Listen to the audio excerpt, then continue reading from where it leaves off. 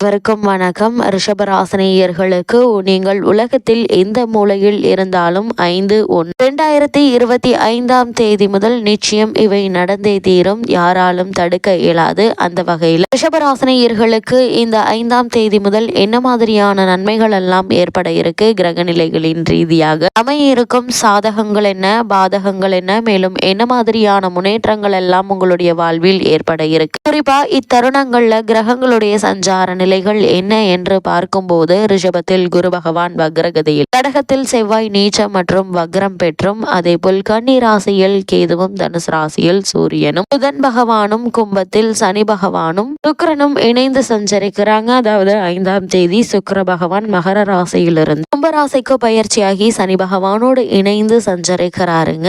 மீனத்தில் ராகு சஞ்சரிக்கிறார். இந்த கிரகங்களுடைய சஞ்சார நிலைகளின் காரணமாக ரிஷபராசினியர்களுடைய வாழ்வில் குடும்ப சூழ்நிலை ரீதியாக உத்தியோகம், தொழில், வியாபாரம், கலைத்துறை, அரசியல் துறை, மாணவ மாணவிகள், விவசாயத்துறையினர், பெண்மணிகள் என அனைவருக்குமே என்ன மாதிரியான நன்மைகள் எல்லாம் ஏற்பட இருக்கு என்பது குறித்தான முழுமையான பதிவு தான் இந்த வீடியோல நம்ம விரிவா பார்க்க போகிறோம். அந்த வகையில ரிஷபராசினியர்களை பொறுத்த வரைக்கும் இந்த 5/1/2025 தேதி முதல் சுக்கிர பகவான் பயிற்சியாகிறார். இந்த சுக்கிர பகவானை பொறுத்த வரைக்கும் வாழ்விற்கு தேவையான அனைத்து சந்தோஷங்களையும் தரக்கூடியவர் சுக்கிரன். சுகபோகமாக வாழ்பவர்களை பார்த்து அவர்களுக்கு சுக்கிர திசை அடிச்சு கிடக்கு என்பார்கள். ஒருவனுக்கு பணம், பதவி, புகழ், அதிர்ஷ்டம் போன்றவை சுக்கிர திசை நடைபெறும் போதுதான் கிடைக்குங்க. அந்த வகையில் சுக்கிரன் என்பவர் யார் என்று பார்க்கும்போது, சுக்கிரன் என்பவர் நவ கிரகங்கள்ல ஒருவர். வெள்ளி என்ற பெயரிலும் இவரை அழைப்பார்கள். நாம் வசிக்கும் பூமியில் அருகில் அமைந்து பூமியை பார்க்கும் நவ கிரகங்கள்ல ஒருவர் தான் இந்த சுக்கிரன் ஆவார்.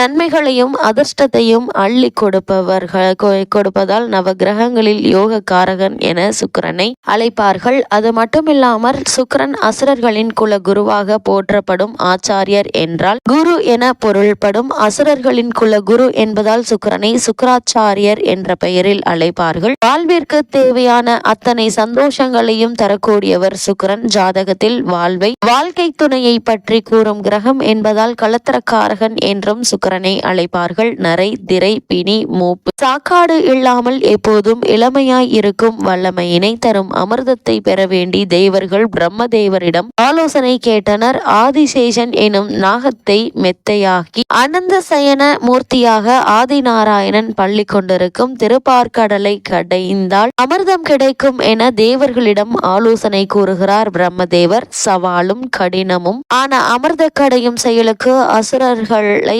உதவிக்கு அழைக்கின்றனர் தேவர்கள். திருப்பார்கடலை ஆளியாக்கி கூர்ம நாராயணமூர்த்தி மேல் மந்தார மலையை மத்தாக அமர்த்தி வாசுகி எனும் பாம்பினை கயிறாக கொண்டு சந்திரனை சில்லாக பயன்படுத்தி அசுரர்கள் வாசுகி பாம்பின் தலைப்பகுதியை பிடித்து கொள்ள தேவர்கள் வாசுகி பாம்பின் வால் பகுதியை பிடித்து அமிர்தம் கடைய துவங்கினர். சவாலும் ஆபத்தும் நிறைந்த வாசுகி பாம்பின் தலைப்பகுதியில் நின்று அசுரர்கள் கடைந்திருந்தாலும் மோகினியாக அவதாரம் எடுத்த நாராயண பரம்பொருளின் திருவருளால் தேவர்கள் மட்டுமே அமிர்தத்தை பருகினர். இதனால் கோபமடைந்த அசுரர்கள் தங்களின் குலகுருவான சுக்கிராச்சாரியாரிடம் சென்று தேவர்கள் தங்களுக்கு அமிர்தம் தராமல் ஏமாற்றியதை முறையிட்டனர்.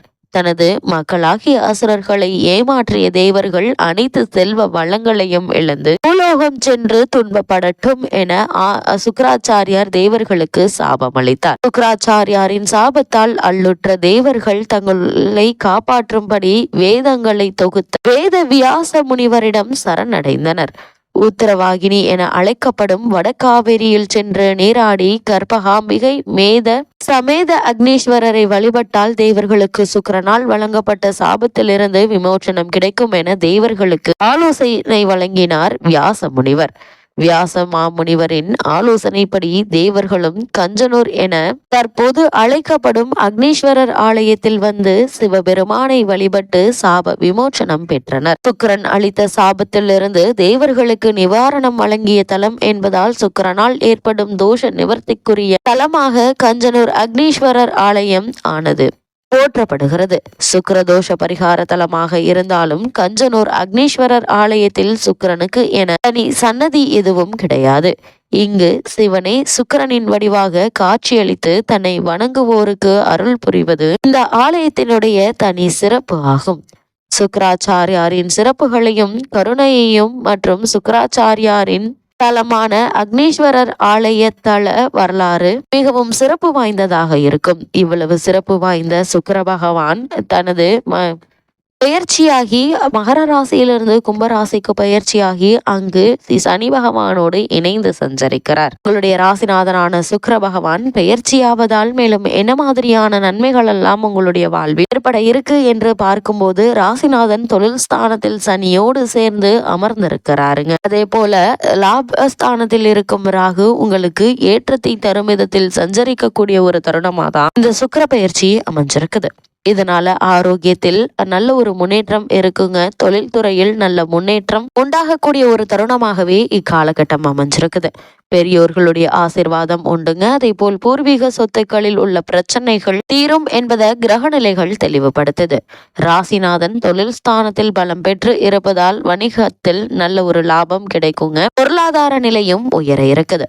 புதிய சந்தர்ப்பங்கள் கலைஞர்களுக்கு தேடி வருங்க. ரியல் எஸ்டேட் தொழில் சிறப்பாக இருக்கும் என்பது கிரக நிலைகள் தெளிவுபடுத்துது. வரவேண்டிய பாக்கிகள் வசூலாகும். வேலை சம்பந்தமான முயற்சிகள்ல வெற்றி கிடைக்கக்கூடிய ஒரு தருணமா தான் இக்காலகட்டம் அமைஞ்சிருக்குதுங்க. குறிப்பா வெளிநாடு சென்று பணியாற்ற வேண்டும் என்ற விருப்பம் இருந்துச்சு அப்படின்னா அதற்கான முயற்சிகளை தற்போது நீங்கள் தாராளமாக மேற்கொள்ளலாங்க. ரியல் எஸ்டேட் தொழில் செய்பவர்களுக்கு அதிக லாபமும் இத்தருணங்கள்ல கிடைக்க இருக்கு.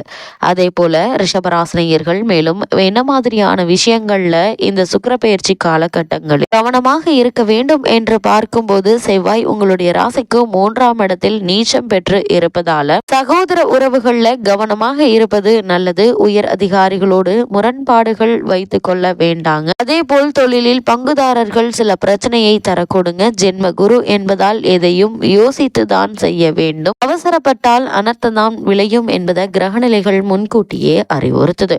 அதே போல குடும்பத்தில் ஏற்பட்டு வந்த பல பிரச்சனைகள் நீங்கி உற்றார் உறவினர்களுக்குள்ளும் குடும்ப உறுப்பினர்களுக்குள்ளும் நல்ல ஒரு ஒற்றுமை நிகழ இருக்குதுங்க. அதே போல திருமண சம்பந்தமான முயற்சிகளை மேற்கொண்டு வரும் ரிஷபராசினருக்கு ஏற்ற ஒரு தருணமா அமைஞ்சிருக்குது. காரணம் குரு பகவான் உங்களுடைய ஜென்ம ராசியில் வக்ரம் பெற்றிருப்பதால நல்ல ஒரு முன்னேற்றம் ஏற்பட இருக்குதுங்க. இந்த முயற்சிகளுக்கு ஏற்ற ஒரு காலகட்டமாகவும் இத்தருணம் அமைஞ்சிருக்குது என்பதை கிரக நிலைகள் அறிவுறுத்துது. மாணவ மாணவிகளுக்கு விசேஷ உயர்கல்வி பெற வேண்டும் என்ற விருப்பம் இருந்துச்சு அப்படின்னா அதற்கான முயற்சிகளை இத்தருணங்கள்ல நீங்கள் தாராளமாக முயற்சிக்கலாங்க. நல்ல ஒரு முன்னேற்றம் ஏற்பட இருக்குது. அதே போல் பெண்மணிகளுக்கு தற்போது உங்களுக்கு நடைபெற்று வரும் தசாபுக்திகள் சாதகமாக இருந்துச்சு அப்படின்னு நிச்சயமாக ஆடை ஆபரண சேர்க்கை ஏற்படுவதற்கான சாத்தியக்கூறுகள் உள்ளது என்பதை கிரகநிலைகள் தெளிவாக அறிவுறுத்தது. ரிஷபராசினியர்களுக்கு இந்த சுக்கிர பயிற்சி காலகட்டங்கள்ல கிரகநிலைகளின் ரீதியாக கூறப்படும் பரிகாரம் என்று பார்க்கும்போது அஷ்டமத்தில் சூரியனும் புதனும் இணைந்து இருப்பதால் சூரிய நமஸ்காரம் செய்யுங்கள். புதன்கிழமை அருகாமையில் உள்ள பெருமாள் கோவிலுக்கு செல்லுங்கள். எண்ணற்ற நன்மைகள் உங்களுடைய வாழ்வில் ஏற்படும்.